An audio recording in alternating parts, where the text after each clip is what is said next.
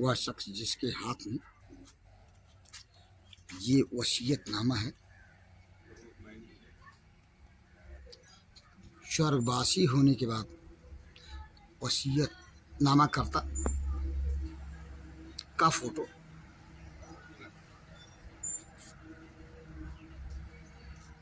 और वसीयतनामे की मूल कॉपी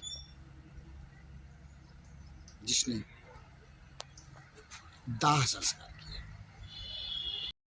संपत्ति के लिए इंसान इतना गिर सकता है कि जिसकी संपत्ति हो उसकी सेवा शुश्रूषा न करे, पालन पोषण न करे, और जब वह न रहे तो उसकी संपत्ति को कथित रूप से हड़पने के लिए डाकाजनी लूटपाट तक करने पे आमाद हो जाए।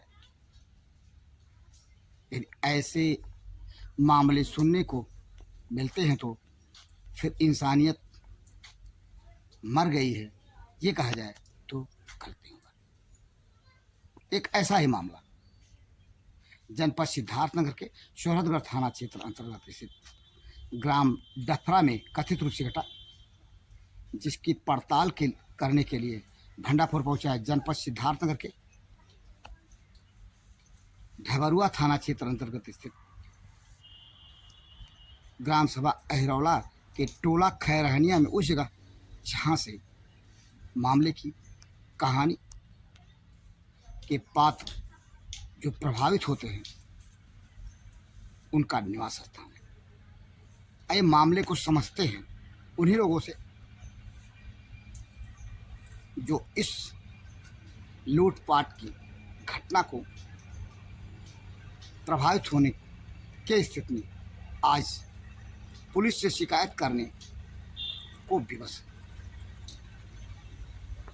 में श्रीमान थानाध्यक्ष महोदय सोहरतगढ़ जिला सिद्धार्थनगर महोदय निवेदन है कि प्रार्थी अवधेश पुत्र इंद्रजीत निवासी अहिरौला टोला खैरहनिया थाना ढबरुआ तहसील सोहरतगढ़ जिला सिद्धार्थनगर का निवासी है। प्रार्थी की सगी मौसी श्रीमती गुजराती देवी, पुत्री स्वर्गीय सहदेव, पत्नी स्वर्गीय त्रिलोकी, निवास ग्राम डफरा नानका थाना सोहरतगढ़ जिला सिद्धार्थनगर रही, जिनके पुत्र का तथा पुत्री नहीं रही।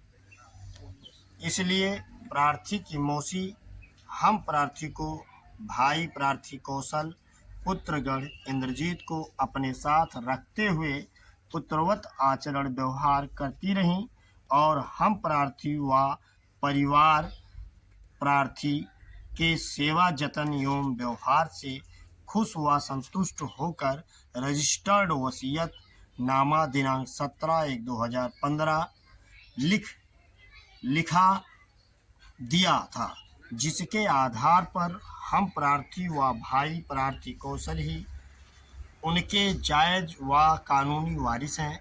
दिनांक 23/11/2023 को शाम 7:45 पर उनकी मृत्यु हो गई।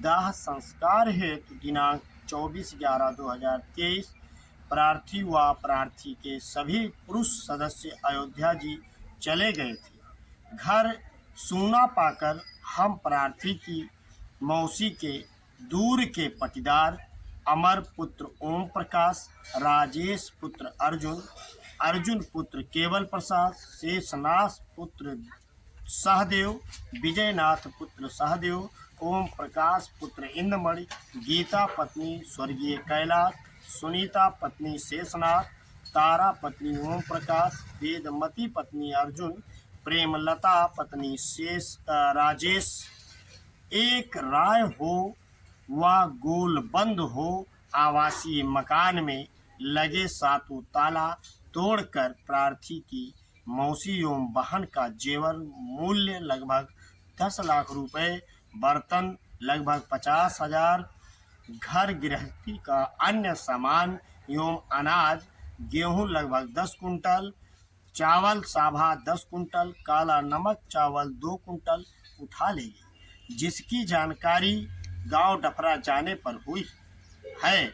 विपक्षीगण जान से मारने की धमकी देते हुए आमादा झगड़ा प्रसाद है तथा घर की महिलाओं को घर में रखकर जबरन कब्जा किए हैं और अपना ताला भी जड़ दिए हैं। विपक्षी गण के आचरण व्यवहार से प्रार्थी को व परिवार प्रार्थी बहुत ही भयतुर है। घटना को पास पड़ोस व गांव जवार के बहुत लोगों ने देखा व सुना है। अतः प्रार्थना है कि न्याय हित में विपक्षी गण उपरोक्त के विरुद्ध आवश्यक कानूनी कार्रवाई करते हुए सुसंगत धाराओं में आपराधिक मामला दर्ज करने की कृपा करें। प्रार्थी अवधेश त्रिपाठी, दिनांक 25/11/2023। यह कहानी है जो आपने पीछे खड़े शख्स से उसी के द्वारा दिए गए शिकायत पत्र के माध्यम से सुना। मामला जहां पर पट्टीदारों के द्वारा कथित रूप से मृतका, जो कि पीछे खड़े शख्स की मौसी रिश्ते में लगती है, उनके वसीयत नामे की संपत्ति पर दखल करने का नजर आ रहा है। हम जानते हैं इस शख्स से कि जो स्थिति बनी कथित रूप से पट्टीदारों के द्वारा, मृतका जो कि रिश्ते में पीछे खड़े शख्स की मौसी लगती है, उनके संपत्ति को हड़पने की कोशिश की।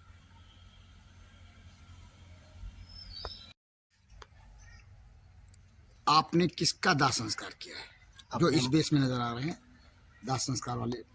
हम अपने मौसी का दाह संस्कार किया है। नाम क्या था उनका? नाम उनका गुजराती देवी। जी, जो अभी आपने कंप्लेंट पढ़ा, कहानी कंप्लेंट से सामने तो नजर ही आती है, समझा जा सकता है, लेकिन कुछ बिंदु ऐसे हैं जिसको आप ही से समझने के बाद स्पष्ट रूप से जाना जा सकता है। कथित रूप से जो आपके मौसी के पट्टीदार हैं, वो ऐसा क्यों चाहते हैं? क्या उन्होंने आपके मौसी की जिंदा रहते उनकी सेवा की? नहीं, उन्होंने उनके जीवित रहने पर सेवा ही नहीं, उनको गाली देते थे, उनको मारने के लिए आमादा रहते थे। हमेशा वो जब भी जाती थी, हमारे परिवार जब जाते थे साथ रहते थे, तब तक तो ठीक रहती थी, और जब हम चले आते थे तो वहाँ वो लोग सोचते थे कब ये मरें और इनके धन का जो शेष आराजी सारी है उसको हम हड़प लें। उनकी ये मनसा हमेशा रहती थी, जबकि वो बहुत ही दूर के पट्टीदार हैं, उनके सगे पट्टीदार कोई भी नहीं है। तब जबकि आपकी मौसी जिंदा थी और अपने गांव डफरा, जो कि सोहरगढ़ थाना क्षेत्र अंतर्गत पड़ता है, वहाँ रहती थी, तो आपके घर का कोई परिवार उनकी देख रेख करता था? हाँ, परिवार देख रेख करता था। हमारी पत्नी जाती थी, हमारी बहन हमेशा साथ में ही रहती थी।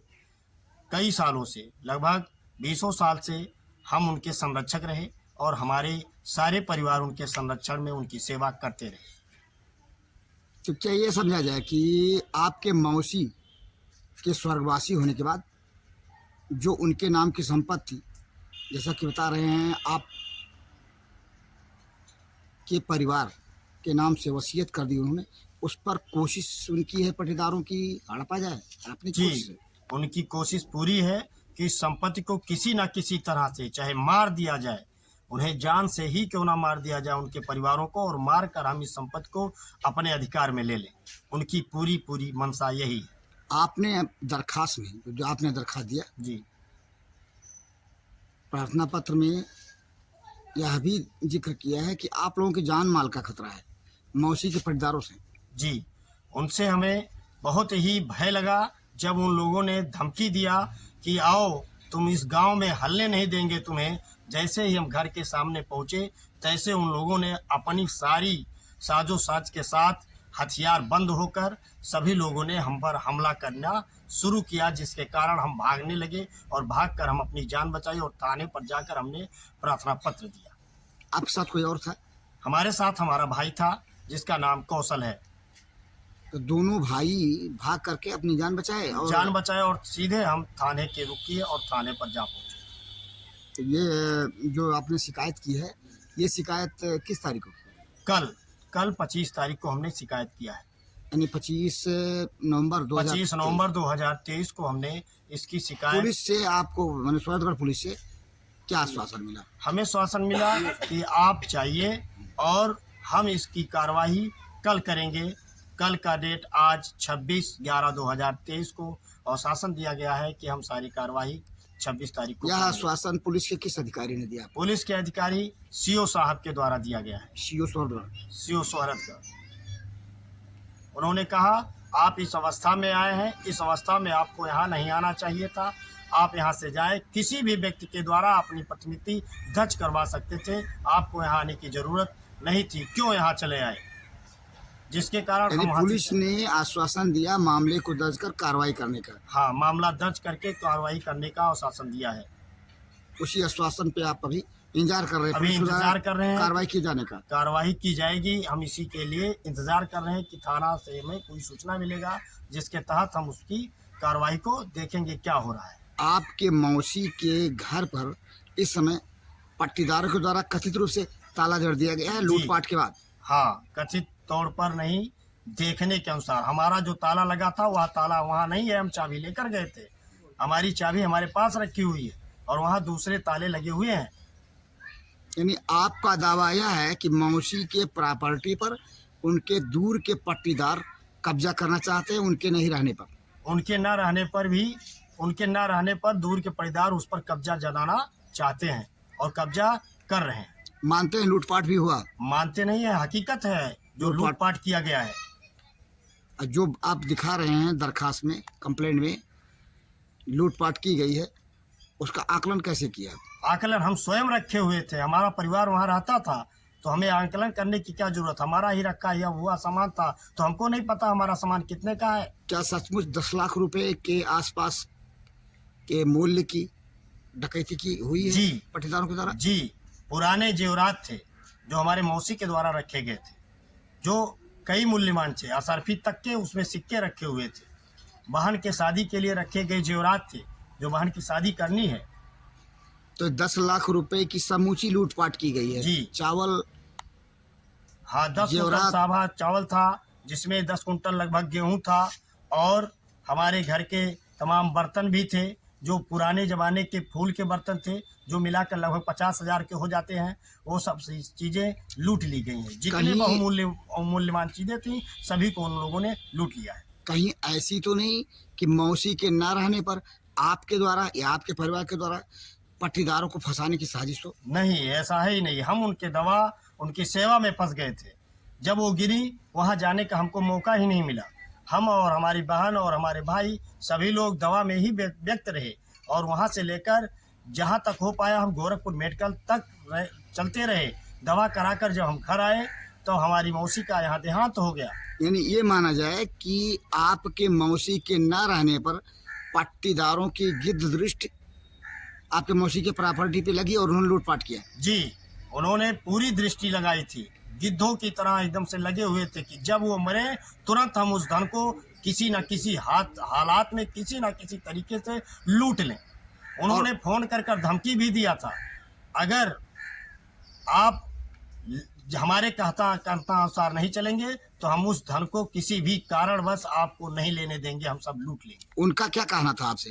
कैसा कहने के उनके अनुसार चलने का मतलब क्या था? क्या कहना चाहते? उनका कहना था आप यहाँ आ जाए। आप यहाँ जाए मतलब डफरा में उनकी लाश को लेकर आए। अच्छा, उनका कहना था कि मौसी के शव को देहांत के पश्चात डफरा में ले आए, जबकि उनको आप यहाँ ले आए अपने गांव। जी। खैरहनिया, जहाँ पर वह परिवार रहता है जिस परिवार ने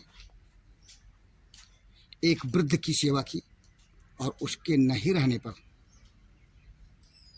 जिस वृद्ध की सेवा की, वृद्धा की, उस घर पे लूटपाट की गई। और जानने की कोशिश करते हैं इस परिवार से कि वास्तव में हुआ क्या। क्या नाम है आपका? इंद्रजीत कमला प्रसाद कमला। ये जो डफरा में वृद्ध रहते थे, आपके लड़कों की मौसी, जी मौसी थी मेरी। क्या उम्र रही होगी उनकी? 85 वर्ष लगभग। 85 वर्ष। ये जो ऐसे हालात बने कि आपके परिवार को जा करके, घर छोड़कर परिवार को जा करके उनकी सेवा करनी पड़ी, क्यों, क्या बात है? वो अपने बच्चे किस तरह जानते, उनके लड़के नहीं थे, उनके पति थे, तभी से वो उनके पति भी मानते थे और अपने साथ रहते थे हमारे बच्चों को। हमारी 2 लड़कियां वहाँ रहती थी और वंदना रहती थी, उसकी शादी हो गई। अब रंजना तब से रह रही है, आज 20 साल से वो लड़की हमारी लगी रहती है। उनकी सेवा सुविधा करती थी, बच्चे छोटे कैसा लगी रहता था। और वह जो है अब यहाँ रह रहा है, उसके बाद आना जाना लेकर उनको खैरनिया कभी। आज जो पट्टीदार कथित रूप से, जब आज वो नहीं हैं, उनके संपत्ति पर दावा कर रहे हैं, वो लोग सेवा करने क्यों नहीं आए, क्या बात थी? आना तो उनको भी चाहिए जी। अब वो नहीं आए तो उनके पति के समय से ही कुछ नहीं करते थे और धन के लालच से वो इस समय कि वो मर गई हैं, चलो हड़प लें। एक अच्छा, आज अपना हक जता रहे हैं, तब हक नहीं जताए सेवा के लिए, जब समय था सेवा करने का उनको। वो कुछ नहीं किए, बल्कि उनके हाथ मार दिए थे। उनकी पत्नी थी चंपा, चंपा ने उनको हमारे साथ जो सड़वाइन थी उनका हाथ तोड़ दिए थे। उनका भी एप्लीकेशन थाने पड़ा हुआ था। अच्छा, क्रूरता के साथ पेश आता रहा हुआ पट्टीदार, जो आज हक जता रहा है मृतका के प्रॉपर्टी पे। हाँ, प्रॉपर्टी का जता रहा है, बल्कि सेवा का नहीं। वह शख्स जो कि मृतका के मरने के बाद डफरा गया और पट्टीदारों ने कथित रूप से दौड़ा लिया दोनों भाइयों को। क्या नाम आपका? कौशल त्रिपाठी नाम है। आप जब आपकी मौसी के दाह संस्कार के बाद, यानी अयोध्या से लौटने के बाद, अपने भाई के साथ डफरा गए अपने मौसी के यहाँ, तो पट्टीदार लोग किस स्थिति में आप लोगों के साथ? कुछ आवश्यक सामान लेने के कारण हम लोगों ने वहाँ गया। कुछ आवश्यक सामान उनकी है, वो ले आए यहाँ, कुछ उनका उपचार हो जाएगा उसके लिए। तब तक ये पता चला कि ऊपर ताला लगा रखे हैं। हम लोगों ने वहाँ पहुँचा तो खदेड़ना शुरू कर दिया कि भी मारो सालों को। तब तक हम लोग अपनी जान बचा करके भागे कि हम लोगों को क्रिया काम करना, हर एक कार्यक्रम करना, चोट लगेगा थाने पे जाओगे, बवाल होगा।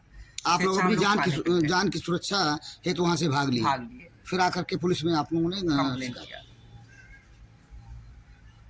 वह बच्ची जो कि सेवा करती थी अपने मौसी की, क्या नाम है बेटा? रंजना त्रिपाठी। ये बताइए, जो मरी हैं वो आपकी क्या लगती थी? मौसी मौसी लगती थी। उनके पास सेवा सुश्रूषा कितने दिनों से आप कर रहे थे? 16 साल। 16 साल से। तो ये बताइए कि क्या मौसी आपके साथ रहती थी, आप उन्हें खाना बनाते खिलाते थे? हाँ ये जी। पट्टीदार लोग जो आज दावा कर रहे हैं कि उनकी प्रॉपर्टी है, उन्हें चाहिए, तो वो लोग उस समय नहीं आते थे? नहीं आते थे। देखभाल करने नहीं आते थे? नहीं आते थे, कभी भी नहीं आते थे। अच्छा, मतलब एक तरह से उनकी उपेक्षा करते रहे तब, जबकि वो जिंदा रहीं, और मरने के बाद प्रॉपर्टी पे हक जता रहे हैं। हाँ, हम हमला करने चाहते हैं। आपने सुना खैरहनिया में जो कहानी सुनने को मिली, देखने को मिली और समझने को मिली, हम जहाँ से चलते हैं, जनपद सिद्धार्थनगर के ही थाना सुहदगढ़ अंतर्गत स्थित ग्राम सभा डफरा, जहाँ पर कथित रूप से मृतका के पट्टीदारों ने लूटपाट किया है और अब वो मृतका के अचल संपत्ति पर भी कब्जा किए हुए हैं। हम पहुंचे जनपद सिद्धार्थनगर के शोहरतगढ़ थाना क्षेत्र अंतर्गत स्थित ग्राम सभा डफरा में, और हमारे पीछे दिखाई दे रहा वह मकान जिसपे गोमती त्रिपाठी का नाम लिखा है और प्राप्त जानकारी के मुताबिक इसी में गुजराती देवी अपने जीवन काल में रहती रही, तब जबकि स्वस्थ थी। आइए हम इस मकान की वस्तु स्थिति को दिखाते हैं आपको। हमें जो देखने मिला अपनी पड़ताल के दौरान, मकान को देखें, गोमती त्रिपाठी 1993 लिखा हुआ मकान, और ये मकान वो है जो कि प्राप्त जानकारी के मुताबिक जिसमें गुजराती देवी रहती रही, और इस मकान पर भंडाफोर पड़े ताले को, शटर को दिखा रहा है। ये ताला पुराना है और यहाँ की जो स्थिति है उसको देखने के बाद प्रथम दृष्टया ये नहीं लगता कि इस मकान के साथ किसी तरह के डिस्टरबेंस किया गया हो। मतलब मकान जिस स्थिति में दिखाई दे रहा है उसको देखने के बाद किसी के द्वारा चंद दिनों के भीतर डिस्टर्ब किया गया हो, तोड़ फोड़ की गई हो या लूटपाट की गई हो, नहीं लगता। भंडाफोर ने अपनी पड़ताल में जो पाया, इस मकान को देखने और समझने में, देखने से नहीं लगता कि इस मकान के साथ किसी तरह की तोड़ फाड़ की गई हो या यहाँ का ताला तोड़ा गया हो किसी के द्वारा। आइए हम जानते हैं यहीं के लोगों से, उन लोगों से जो आरोप गुजराती देवी के पट्टीदारों पे कथित रूप से लगता है, उस संबंध में यहाँ के लोगों का क्या कहना है। हम मिले डफरा गांव के गुजराती देवी के परिवार के, या यूं कहे पट्टीदार के लोगों से, और हमने जानना चाहा मामले की नवैयत। शुरू करते हैं आपसे।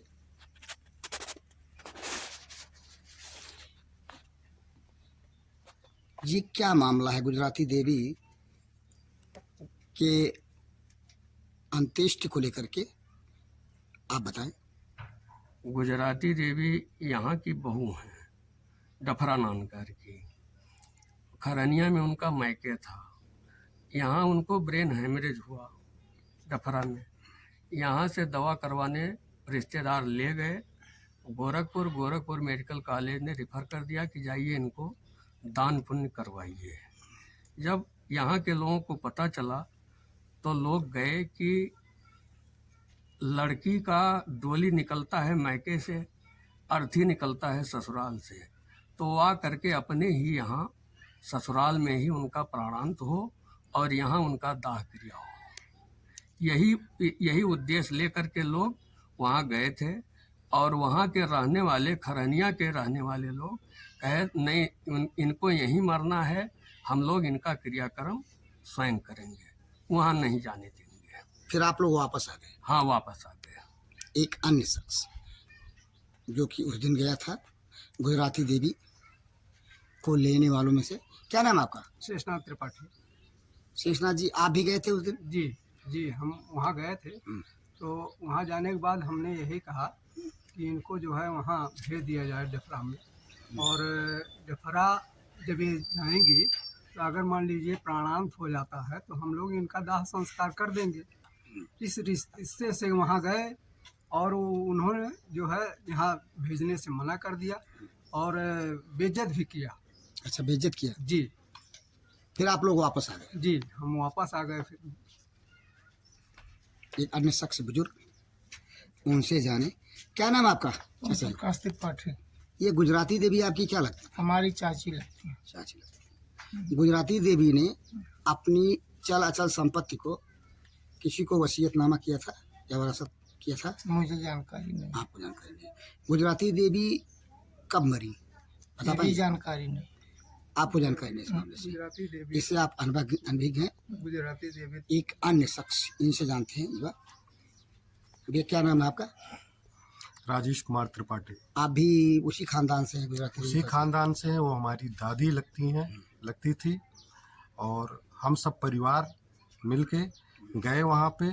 जो हमारे कुल खानदान हिंदू धर्म के अनुसार जो हमारा कर्तव्य बनता था, उस कर्तव्य के लिए कि वो हमारे कुल खानदान की दादी हैं, हम उनको लेके यहाँ आए, साथ में वो लोग भी आए और हम सिर्फ उनका अंतिम समय चल रहा है तो उनका दाह संस्कार में शामिल होके मतलब इस संसार का जो कर्तव्य है उससे हम मुक्ति हों।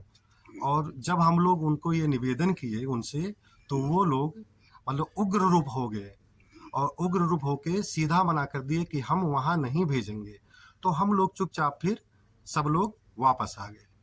ये गुजराती देवी जो हैं जी और एक अवधेश त्रिपाठी जी भी हैं। जी अवधेश त्रिपाठी जी को जानते हैं, खैरहनी के रहने वाले? हाँ, नहीं जानते क्यों नहीं है। खरैनिया उनका ननिहाल है, वो रहने वाले मझरिया गांव के हैं। अच्छा, खैरहनिया मतलब रहते हैं? हाँ, खरैनिया रहते हैं वहाँ पे। उनको शायद उनके नाना वगैरह धन प्रॉपर्टी दिए। अच्छा, निवासी की प्रॉपर्टी पे रह रहे हैं। जी।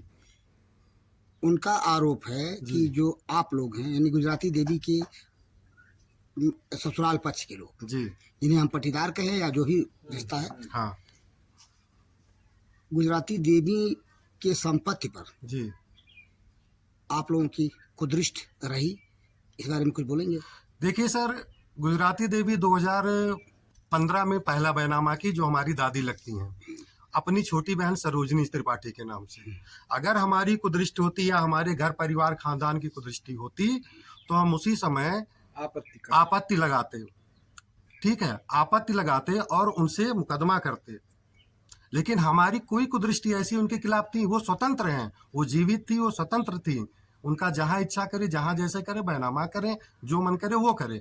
हम सिर्फ अपने कर्तव्य का, कि हमारी कुल खानदान की है, निस्वार्थ हमने वहाँ जाके ये चीज उनसे निवेदन किया था कि उस कर्तव्य का पालन करने के लिए। यानी उनको गलतफहमी है अवधेश नाथ त्रिपाठी को कि आप लोग की मंशा सही नहीं है। हाँ, गलत फहमी नहीं, अपितु बहुत बड़ी गलत फहमी में है। हमारी तरफ से कोई ऐसा कुछ एक्शन रिएक्शन या कोई की बात नहीं, क्योंकि हम एक्शन रिएक्शन क्यों करेंगे।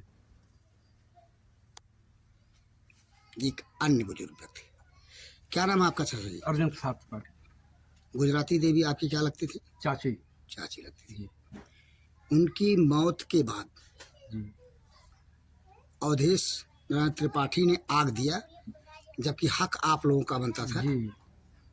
उनके पति गोमती जी नहीं, के आग को आप ही के खानदान के एक शख्स ने दिया जी, गोमती नारायण त्रिपाठी को। नहीं सर, नहीं सर, त्रिलोकीनाथ। हाँ जी, त्रिलोकीनाथ त्रिपाठी की को आग मेरे चचेरे भाई ने दाह संस्कार किया। तो यहाँ गुजराती देवी के दाह संस्कार में, आग क्रियाक्रम में उसी परिवार का हक होता था, क्योंकि धार्मिक रूप से, सामाजिक रूप से। जी जी। क्या ऐसा करके कि अवधेश नाथ त्रिपाठी ने आग दिया, इस घर के हक को छीना नहीं गया? क्या मानते हैं आप? छीन लिया।